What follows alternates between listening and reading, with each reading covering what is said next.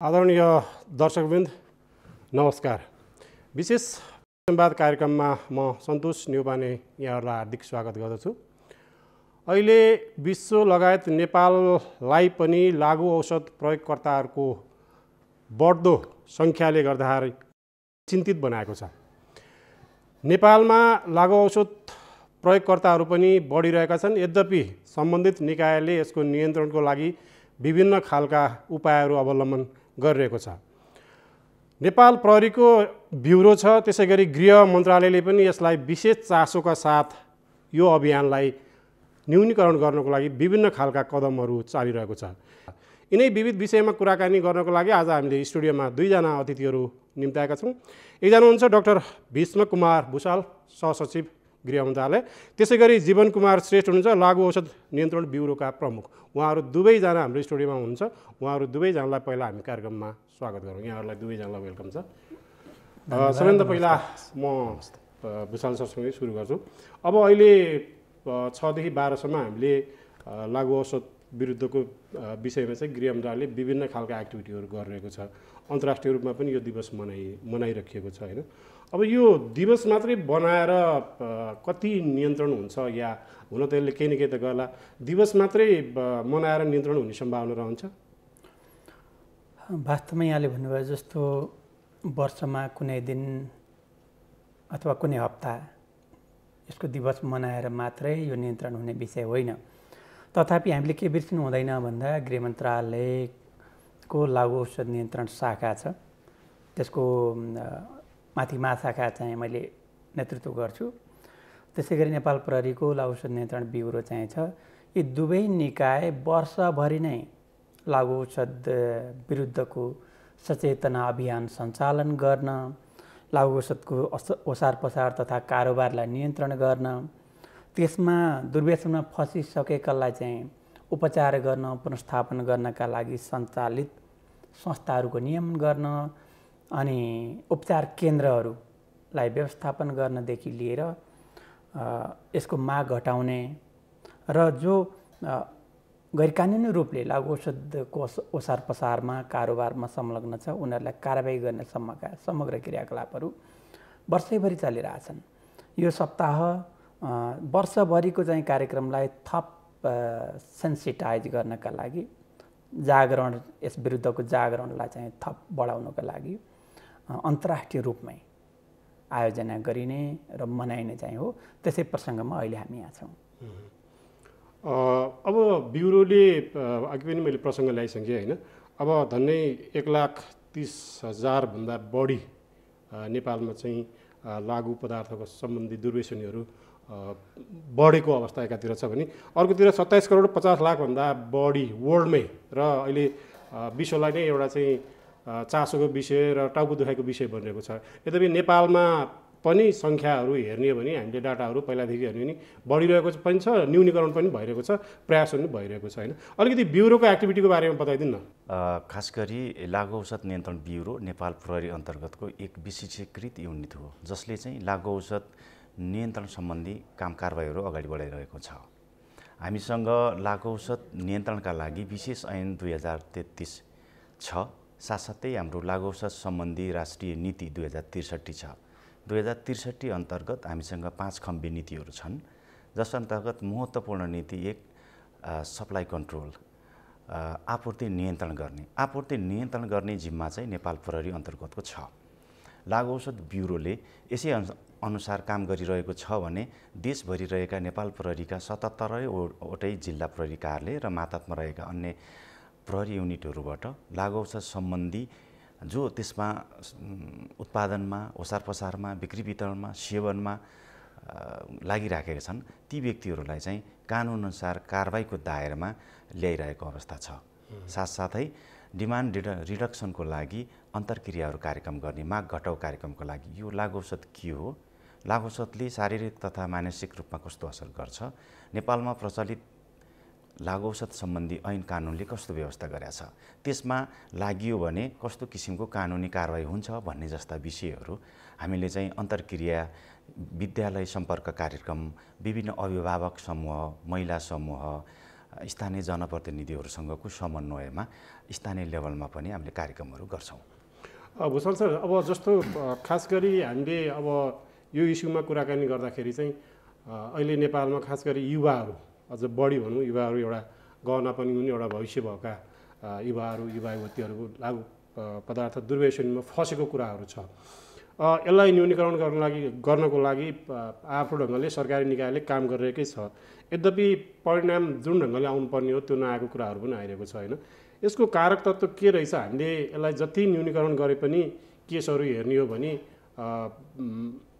कम त भएको छ, तर जुन ढङ्गले न्यूनीकरण गर्नुपर्ने हो त्यो हुन नसक्ने कारण चाहिँ के रहेछ? युवाहरू बढी यसमा चाहिँ कुलतमा फसेको उदाहरणहरू हामीले डाटाहरू हेर्ने भने त्यो स्थिति छ होइन। यसलाई अलिकति प्रश्न पार्दैन।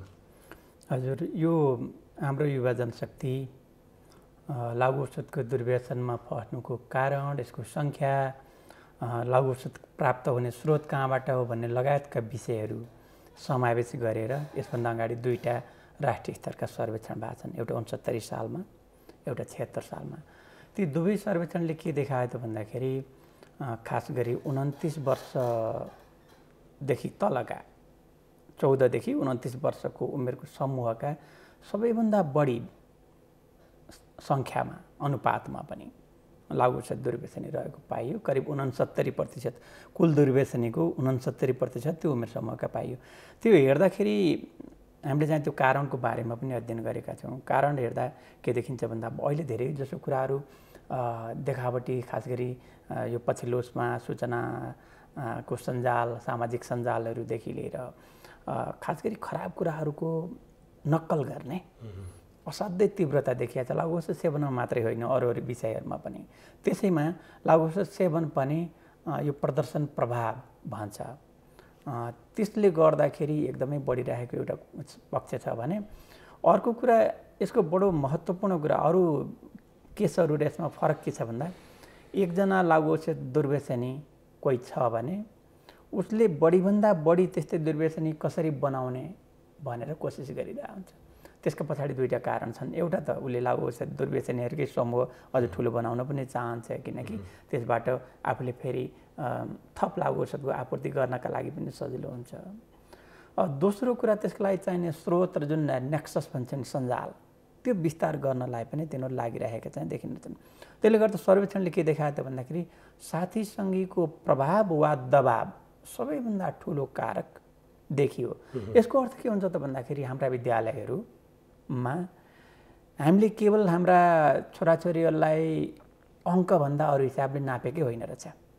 उसले कति प्रतिशत ल्याउँछ, कति जिपिए ल्याउँछ भन्ने बाहेक न त अभिभावकको ध्यान छ, न त विद्यालय प्रशासनको शिक्षक शिक्षिकाहरूको नै ध्यान छ।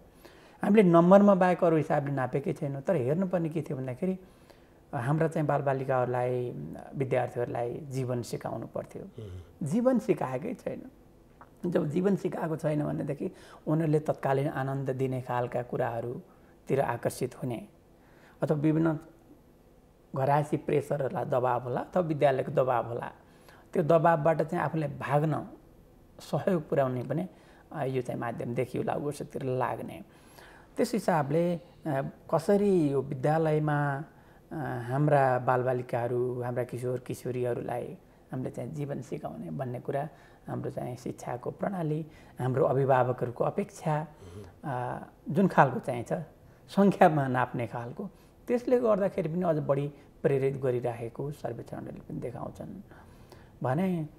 तेस्रो कुरा के पनि छ भन्दाखेरि विभिन्न खालको मानसिक दबाबहरू चाहिँ, अन्य मानसिक दबाबहरू पनि देखिन्छन्। कसैले पढाइमा राम्रो गर्न नसकेको कारणले चाहिँ त्यता लागेको, अथवा कोही कोही परिवारको चाहिँ वातावरण, पारिवारिक वातावरण अशान्तिपूर्ण भएको कारणले पनि त्यतापट्टि लागेको। र अहिले पछिल्लो वर्षहरूमा त धेरै अभिभावकहरू वैदेशिक रोजगारीमा भएका कारणले खर्च गर्नका लागि पैसा छ, नियन्त्रण गर्नका लागि अभिभावक साथमा छैनन्। त्यो अवस्थामा पनि धेरै किशोर किशोरीहरू, युवा युवतीहरू यतापट्टि आकर्षित भएको देखिन्छ। अब यो प्राकृतिक वा रासायनिक पदार्थको सेवनले होइन डाइरेक्ट स्नायु प्रणालीलाई असर गर्ने कारणले गर्दाखेरि यो दुर्व्यसनीहरूलाई चाहिँ यसले डाइरेक्ट असर गर्छ, विभिन्न खालका सेवनहरू होइन। त्यसमा भेराइटीहरू पर्छ होला, विभिन्न खालका सेवनहरू छन् होइन, नार्कोटिक ड्रगहरू पनि भनौँला हामी, अरू इस्युहरू छन्। अब नेपाल प्रहरीको ब्युरोले विशेष ढङ्गले यो काम गरिरहेको छ र यसले चाहिँ केही चाहिँ महत्त्वपूर्ण उपाधिहरू पनि हासिल गरेको पनि छ। जस्तो भर्खरै मात्रामा 1 अरब 2 करोड चान्चुनको सेतो हिरोइन चाहिँ ब्युरोको विशेष उसले चाहिँ समात्यो भर्खरै, लेटेस्ट होइन। अब ब्युरोले नीतिगत रूपमा जुन ढङ्गले अहिले काम गरिरहेको छ नि, यसलाई तपाईँहरूले न्यूनीकरण गर्नको लागि नपुग अथवा नीतिगत रूपमा चाहिँ कानुन परिमार्जन गर्नुपर्ने अथवा हुन्छ नि तपाईँहरूलाई अझ फ्लेक्सिबल तरिकाले यो ढङ्गले हामीले काम गर्ने भने चाहिँ हामी 100% सफल हुन्छौँ भनेर कसरी भन्न सकिन्छ? यस्तो छ, लागु औषध ब्युरो र समग्रमा नेपाल प्रहरीले त्यो विशेष ऐन 2033लाई नै टेकेर काम कारबाहीहरू अगाडि बढाइरहेको स्थिति छ। त्यसमा पनि यो ऐन चाहिँ 33 सालमा आएको भएर अहिले नयाँ खालका हामी मनोदीपक पदार्थहरू, औषधिजन्य पदार्थहरू पनि आइसकेको स्थिति छ। हामीलाई लागु औषध नियन्त्रण ऐनमा चाहिँ धेरै कुराहरूको परिभाषा गरिएको छैन। एउटा फिक्स कोकिन के हो, अफिम के हो, गाँजा के हो, चरिस के हो, र अफिमबाट बन्ने र कोकाको झारबाट बन्ने लवणहरू लगायतकालाई लागु औषध भनिएको छ। त्यसको परिभाषा पनि अझ विस्तृत रूपमा राख्नुपर्ने अवस्था देखिएको छ। साथै मनोदीपक पदार्थ जुन औषधिजन्य पदार्थहरू हुन्छन् त्यो पनि नयाँ नयाँ किसिमको आइसकेको स्थिति छ। र हामीसँग 2051 साल जेठको 2 गते जुन राजपत्रमा प्रकाशित गरेर मनोदीपक पदार्थ के हो, लागु औषध के हो भनेर छुट्याइएको स्थिति छ। त्यसमा पनि परिमार्जन गर्नुपर्ने स्थिति देखिएको छ। भनेदेखि साथसाथै अहिलेको स्थितिमा अघि सरबाट पनि कुरा उठान भइसकेको छ। विद्यार्थीहरूको अवस्था, अभिभावकको अवस्था लगायत हाम्रो शिक्षा प्रणालीमा पनि, पाठ्यक्रममा पनि यो जुन स्कुल स्टेज, कलेज स्टेजका विद्यार्थीहरूको लेभलमा लागु औषध सम्बन्धी जानकारी, लागु औषधले पार्ने असर सम्बन्धी जानकारीको सम्बन्धमा पनि स्कुलको कार्यक्रममै, पाठ्यक्रममै राख्न जरुरी छ भन्ठान्छु म चाहिँ। साथसाथै हामीले लागु औषधको जुन दुर्व्यसन देखिएको छ, लागु औषधको ओसार पसार देखिएको छ, नयाँ नयाँ प्रविधिहरू पनि आइरहेको स्थिति छ। नयाँ नयाँ टेक्निक्सले लागु औषधहरू भित्राइरहेको च्यालेन्जेसहरू आइराखेको छ, नयाँ चुनौतीहरू आइराखेको छ। त्यस्तो कारणका लागि पनि हामीले नयाँ नयाँ प्रविधिद्वारा अनुसन्धान गर्नुपर्ने र नयाँ नयाँ प्रविधिद्वारा त्यसको सोलुसन खोज्नुपर्ने अवस्था छ। त्यसका लागि हामीलाई सफिसियन्ट लागु औषध पहिचान गर्ने किट्सहरूको आवश्यकता पर्छ। त्यस्तै हाम्रै बोर्डरहरूमा हाम्रा ठुला एयरपोर्ट, हाम्रो 2टा एयरपोर्ट अहिले सञ्चालनमा छ, अन्तर्राष्ट्रिय एयरपोर्टहरू। यी एयरपोर्टहरूमा पनि ब्यागेजहरू स्क्रिनिङ गर्ने, मानिसहरूको चेक जाँच गर्ने व्यवस्था, त्यस्ता किसिमको स्रोत साधनले अलिकति पूर्णता र अलि सुविधायुक्त स्रोत साधनहरू भयो भने अझ बढी प्रभावकारी रूपमा लागु औषध नियन्त्रणसम्ममा काम गर्नलाई चाहिँ अझ सजिलो र प्रभावकारी हुन्छ। अब सन्डे जुन 26लाई यो दिवस मनाइरहेको छ र हामीले नेपाल सरकारले 1 हप्ते यो कार्यक्रम सञ्चालन गर्दाखेरि, यो प्रसङ्गमा हामीले कुराकानी गर्दाखेरि जस्तो सङ्घीय संरचनामा गइसकेपछि, जस्तो सङ्घीय संरचनामा जानुभन्दा अगाडि त एउटै निकायले हेर्थ्यो यो सबै ठाउँमा होइन, ब्युरोले पनि एकै ठाउँमा हेर्थ्यो, गृह मन्त्रालयले हेर्थ्यो। अब चुनौती कस्तो रहन्छ भुषाल सर? अब सङ्घीय संरचनामा गएको छौँ, प्रदेशको छुट्टै अधिकार होला, अब गृहले आफ्नो ढङ्गले काम गरिरहेको, फेरि त्यहाँ हस्तक्षेप भयो भन्ने होला, ऐन कानुनका कुराहरू बाजिएका होलान् होइन। अब यो झन् यसले अलिकति अल्मल्याउँछ कि प्रभावकारी हुन्छ कि कस्तो छ? अलिक केही कठिनाइ छ? अब किनभने यो त एउटा चुनौतीको कुराहरू छ, यसलाई गृहले नीतिगत रूपमा चाहिँ कसरी यसलाई म्यानेजमेन्ट गर्न लागिरहेको छ? हजुर, निश्चय नै यहाँले भन्नुभयो जस्तो जति जति यो हामीले विकासको क्रम अगाडि बढिराखेको भनेका छौँ, सहरीकरण जसरी अगाडि बढिरहेछ, त्यही अनुपातमा लागु औषध सेवनकर्ता, कारोबारीहरू, दुर्व्यसनीहरू पनि बढिरहेको अवस्था चाहिँ हो। विगतका दिनहरूमा गृह मन्त्रालयले कुनै समयमा त लागु औषध नियन्त्रण विभाग नै सञ्चालन गर्थ्यो। पछिल्ला दिनहरूमा साँगुरिँदै आएर अहिले महाशाखाभित्रको पनि एउटा शाखामा सीमित भएको सन्दर्भमा यो तालमेल नमिलिरहेको अवस्था चाहिँ थियो। तर सङ्घीय संरचनामा गइसकेपछि अहिले हामीलाई चाहिँ सजिलो के छ भन्दा, वास्तवमा समस्या कहाँनिर हुन्छ जहिले पनि तृणमूल तहमा, गाउँमा, सहरमा हुन्छ, जसलाई यहाँबाट गृह मन्त्रालयले जतिसुकै देख्न चाहे पनि, हेर्न चाहे पनि तृणमूल तहसम्म तलसम्म पुग्न सकिरहेको हुँदैन थियो। अब अहिले गाउँठाउँका समस्या बुझ्ने स्थानीय जनप्रतिनिधि हुनुहुन्छ। अलि प्रदेशगत रूपमा कार्यक्रम सञ्चालन गरौँ न त भन्नका लागि पनि प्रदेश सरकार छ। हामीले विगत केही महिना यता मात्रै पनि 6 महिना यता हेर्ने भने सबैजसो प्रदेशमा गएर प्रदेश स्तरीय कार्यक्रम गऱ्यौँ, पालिका स्तरीय कार्यक्रमहरू पनि गऱ्यौँ, पालिका प्रमुखहरूलाई बोलायौँ, शिक्षा क्षेत्र, स्वास्थ्य क्षेत्र र यो चाहिँ लागु औषध दुर्व्यसनीमा फँसेकोलाई पुनर्स्थापना गर्ने भनेर खोलिएका पुनर्स्थापना केन्द्र सबैलाई एक खालको ओरिएन्टेसन गरायौँ र विचार विमर्श चाहिँ गऱ्यौँ। अब कसरी अगाडि बढ्ने भनेर छलफल पनि गऱ्यौँ। यसै क्रममा गृह मन्त्रालयले 5 वर्षे लागु औषध रोकथाम तथा नियन्त्रण राष्ट्रिय गुरु योजना भनेर पनि सार्वजनिक गर्यो 3 महिना जति अगाडि। अनि त्यसमा हामीले स्पष्टसित सङ्घीय सरकारले के गर्ने, प्रदेश सरकारले के गर्ने, स्थानीय सरकारले के गर्ने, गैर सरकारी संस्थाहरूको भूमिका के हुने, नागरिक समाजको भूमिका के हुने, आम नागरिकको सञ्चार जगतको भूमिका के हुने भनेर स्पष्टसँग त्यसमा उल्लेख गरेका छौँ। र त्यो गुरु योजना तयार गर्दाखेरि हामीले मैले अहिले जुन विभिन्न क्षेत्रको कुरा गरेँ सबैको सहभागिता सुनिश्चित गरेर सबैबाट सुझाव लिएर त्यो गुरु योजना तयार गऱ्यौँ। अहिले आएर विभिन्न प्रदेशहरूले बजेट ल्याइ पनि सके। त्यो ल्याउने क्रममा यो जुन राष्ट्रिय अभियान छ यो लागु औषध नियन्त्रण गर्ने त्यसलाई घटाउनको लागि सबैजसो प्रदेशले काँध थापेको अवस्था छ भने थुप्रै पालिकाहरूले स्थानीय स्तरमा लागु औषध विरुद्धको जनचेतना फैलाउनेदेखि लिएर विभिन्न खालका स्थानीय तहबाट गर्न सकिने कार्यक्रमहरू र त्यसमा प्रहरी र स्थानीय तहको साझेदारी क्रियाकलापहरू समेत समावेश गर्दै गरेको अथवा गर्न इच्छुक भएको समाचारहरू, खबरहरू, टेलिफोनहरू हामीलाई प्राप्त भएका छन्। यसले गर्दाखेरि सङ्घीय संरचनामा गइसकेपछि अब हामीले चाहिँ जुन सबै भार एक्लै बोक्ने कोसिस गरिरहेका थियौँ, गृह मन्त्रालयले नेपाल प्रहरीको संरचना र मन्त्रालयभित्रको संरचनाबाट जुन खालको भारी बोकिरहेको थियो सकि नसकी अब चाहिँ त्यो भारी हामीले सबैलाई बाँडेका चाहिँ छौँ।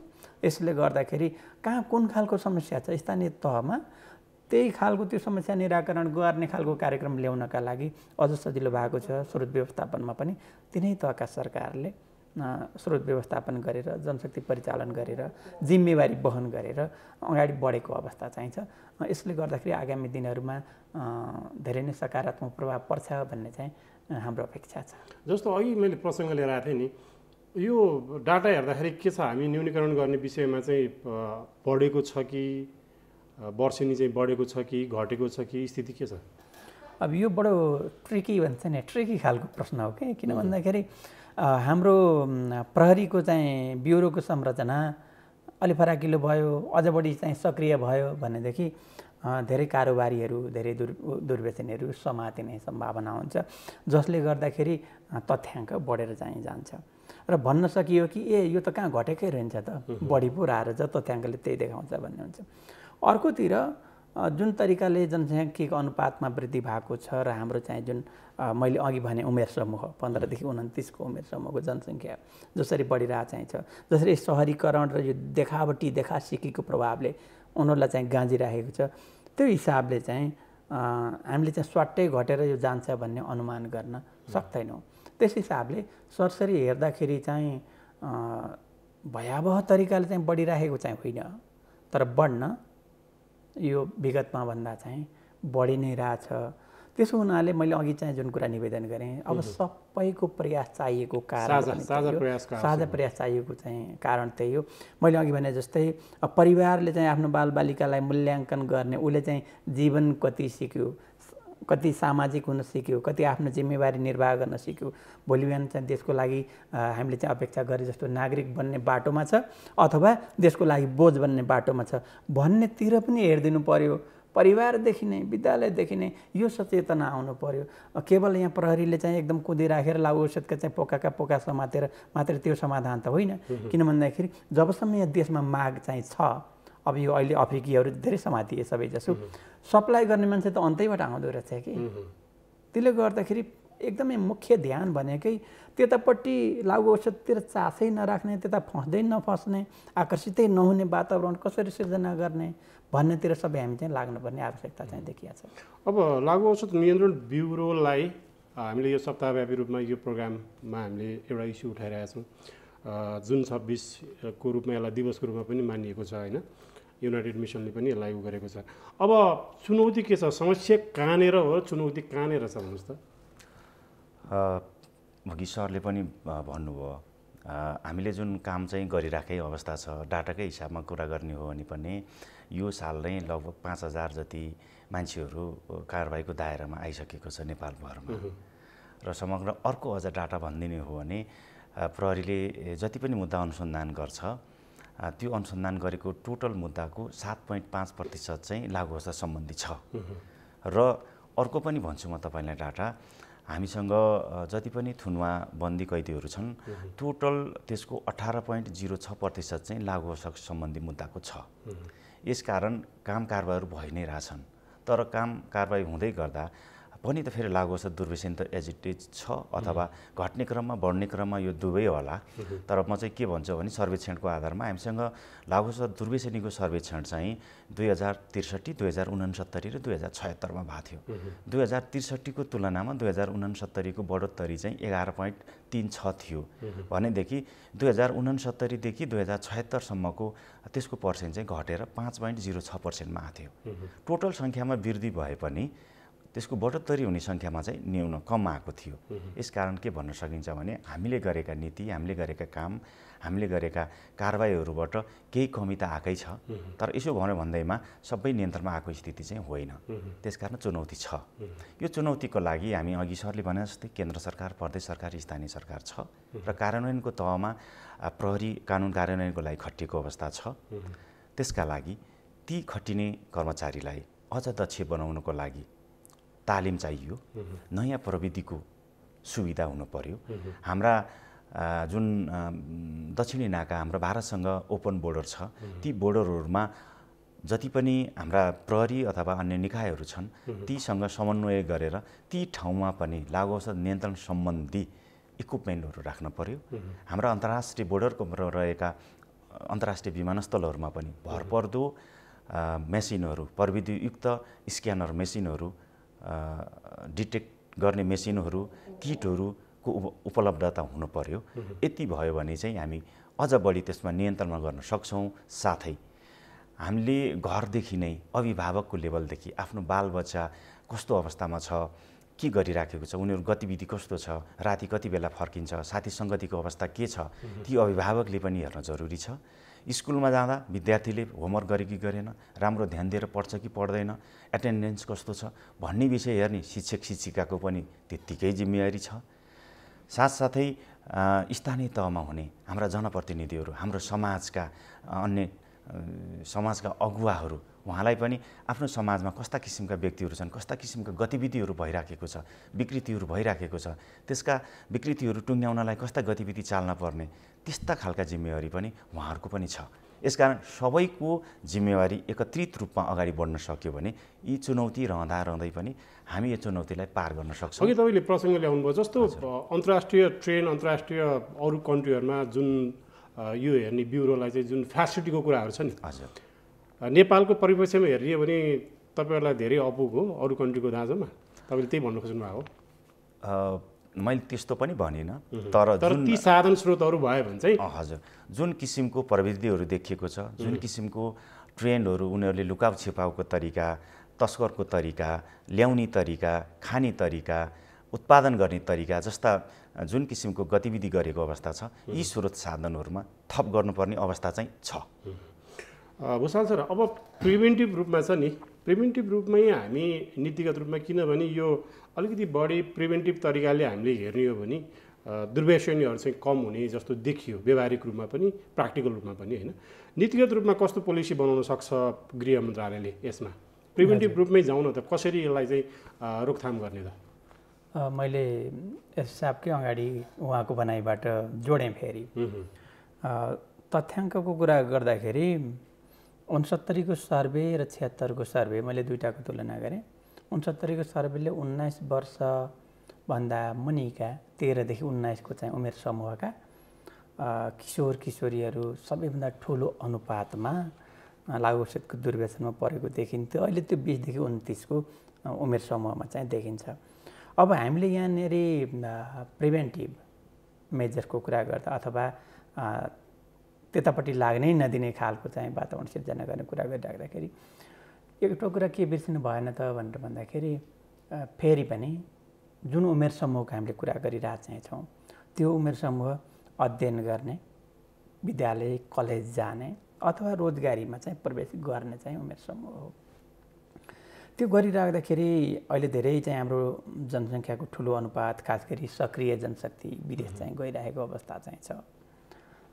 त्यो किन भइरहेछ? देशभित्र रोजगारी चाहिँ पर्याप्त चाहिँ छैन। त्यसले गर्दा सरसरी हेर्दाखेरि चाहिँ लागु औषधतिर आकर्षित नहो भनेर मात्रै भएन कि। हुन के पऱ्यो त भन्दा एक त पहिलो कुरा हाम्रो शिक्षा प्रणालीमा जुन हामीले चाहिँ कुरा गऱ्यौँ पहिलेभन्दा सुध्रिँदै पनि आइरहेछ। होइन भनेदेखि 19 वर्षका उमेर समूहको चाहिँ अनुपात घट्ने पनि थिएन, अलिकति परिवर्तन भइरहेछ। त्यति हुँदाहुँदै पनि अघि चाहिँ हामीले चर्चा गरे जस्तो परिवारभित्र हिजोका दिनसम्म चाहिँ हाम्रो बच्चा ठिकठाक थियो, बच्ची ठिकठाक चाहिँ थियो, घुलमिल हुन्थ्यो परिवार। हाम्रा काका कोही मामाहरू आउँदाखेरि पनि आएर चाहिँ ढोकभेट गर्ने, सन्चो बिसन्चो सोध्ने हुन्थ्यो। अब आज एक्कासी चाहिँ छोड्यो, स्कुलबाट फर्केर आउँछ, कोठाभित्र गएर चुकुलाएर बस्छ, अथवा रातभरि चाहिँ सुतेर आउँदैन, बिहान अबेला चाहिँ उठ्छ, कम्प्युटरमा कता के गरेर हुन्छ। हिजोका दिनसम्म पढाइ राम्रै चाहिँ थियो, आज पढाइ चाहिँ खस्कियो, अथवा सधैँ निराश हुन्छ, झोक्राउँछ हाम्रो छोराछोरी। त्यस्तो भएको छ भने खतराको घन्टी बज्यो। अभिभावकले उसको सङ्गतै हेर्ने, सबभन्दा ठुलो चाहिँ ऊ के रहेछ त भन्दाखेरि सङ्गतले बिगार्ने रहेछ। संस्कृतमा एउटा भनाइ पनि छ, संसर्ग जा दोष गुणा भवन्ती भन्छ। उसको सङ्गतको बारेमा त्यो रोकथाम गर्ने उपाय हो यो, सङ्गत हेरौँ। हाम्रो चाहिँ शिक्षा प्रणाली विगतमा जसरी हामीले चाहिँ आदर सत्कार, सामाजिक गोलमेलका कुराहरू, सामाजिक कार्यका कुराहरू गर्थ्यौँ, त्यतापट्टि चाहिँ जोड दिन्थ्यौँ। अब फेरि त्यता फर्काउनु पर्ने एउटा चाहिँ पाटो चाहिँ छ। सँगसँगै बेरोजगारीको चाहिँ समस्या जुन मैले चाहिँ कुरा गरेँ त्यो रातारात समाधान चाहिँ हुने कुराहरू होइन। तर हाम्रो शिक्षा प्रणालीले नै उद्यमशीलता सिकाउनु पर्यो। हाम्रोमा चाहिँ के छ, अधिकांश विद्यार्थी आर्ट्सका विद्यार्थी, हामी लगायत आर्ट्सका विद्यार्थी चाहिँ हौँ, जो पढ्यो चाहिँ सर्टिफिकेट हातमा लियो, भोलि बिहान चाहिँ काममा जानु पर्दाखेरि एउटा निवेदन लेख्नु पऱ्यो भनेदेखि आउँदैन। हामीले बिचौलियालाई अथवा कानुन व्यवसायलाई कसैलाई समात्न पर्छ। त्यसले गर्दाखेरि शिक्षा प्रणाली जब सिपमूलक हुँदैन नि, व्यवसाय उन्मुख हुँदैन नि, मान्छे बेरोजगार हुने, त्यतापट्टि आकर्षित हुने सम्भावना चाहिँ रहने भयो।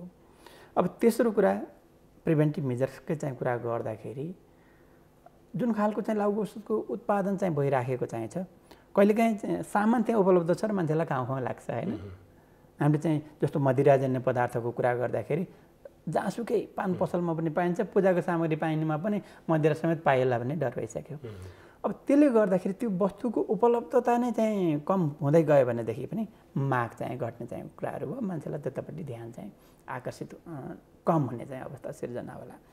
तसर्थ हामीले कुरा गऱ्यौँ लागु औषधको चाहिँ प्रारम्भ कहाँबाट हुन्छ भन्दा धेरै जस्तो गाँजाबाट केबाट भनेर चाहिँ भनिरहेको हुन्छौँ। तर मदिराजन्य पदार्थको कारणले त्यहाँबाट प्रवेश गरेर अरू हुँदै कडा लागु औषधमा चाहिँ प्रवेश गर्ने हो।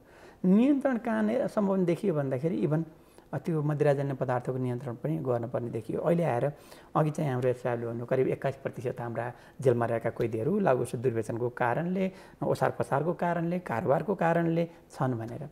समग्र अपराधको तथ्याङ्क चाहिँ हेर्ने हो भने र जेलमा रहेका व्यक्तिहरू हेर्ने भने 47% व्यक्ति मदिराजन्य अथवा लागु औषधको दुर्व्यसनका कारणले भएका अपराध, भएका हिंसा, भएका लैङ्गिक हिंसाहरू होलान्, हत्याहरू होलान्, अथवा विभिन्न खालको झगडाका कारणले चाहिँ जेल पर्ने त कुल कैदीको झन्डै आधा जसो रहेछ कि। तसर्थ केवल कडा खालको लागु औषधको कुरा मात्र चाहिँ होइन, यो मदिराजन्य पदार्थहरूको चाहिँ बारेमा पनि सचेत हुनुपर्ने। हामीले यसलाई चाहिँ संस्कृतिको हिस्सा बनाइरहेछौँ दिन प्रतिदिन मदिरा सेवनलाई, त्यसो चाहिँ गर्न भएन। तसर्थ यी विभिन्न चाहिँ तरिकाहरू चाहिँ हुनसक्छन्, जस्तो सामग्रीको उपलब्धता अथवा चाहिँ मानसिक हिसाबले नै त्यतापट्टि लाग्ने हुँदैन भन्ने सचेतना र मान्छेलाई व्यस्त पारिराख्ने क्रियाकलापहरू, अन्ततिरै चाहिँ ध्यान भङ्ग हुने क्रियाकलापहरू जति हामीले चाहिँ गर्न सक्यौँ त्यति चाहिँ त्यो लागु औषधको खाडलबाट हामी चाहिँ हाम्रा युवा युवती किशोर किशोरलाई चाहिँ टाढा राख्न सक्छौँ। हस्, यहाँहरू दुवैजनालाई धन्यवाद। एउटा इस्युमा हामीले कुरा गरेका थियौँ, हाम्रो कार्यक्रमको समय सिद्धि। यहाँहरू दुवैजनालाई धन्यवाद। हस्, हामीले खास गरी लागु औषध नियन्त्रणमा कस्तो भूमिका, के भूमिका हुनसक्छ समुदाय र समग्र रूपमा हामीले यसको एनालाइसिस गऱ्यौँ। यसको साथसाथै हाम्रो कार्यक्रमको समय पनि सिद्धिसकेको छ। हाम्रो सम्पूर्ण टिम लगायत म पनि आगे चाहन्छु। नमस्कार।